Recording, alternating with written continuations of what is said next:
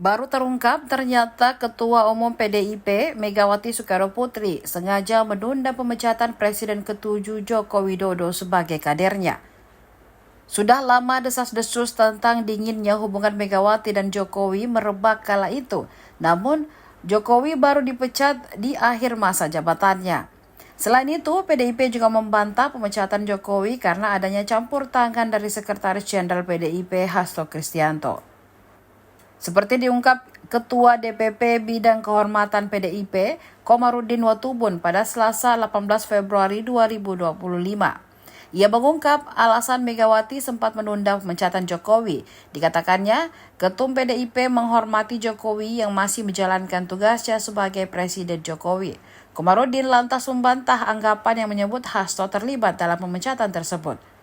Menurutnya, pemecatan itu sepenuhnya wewenang Megawati. Dirinya memastikan tidak ada pihak lain yang bisa mengintervensi keputusan tersebut, termasuk Hasto yang diyakini tidak bisa mempengaruhi Megawati. Terlebih, partai yang memiliki aturan sehingga tak bisa semena-mena dalam pengambilan keputusan.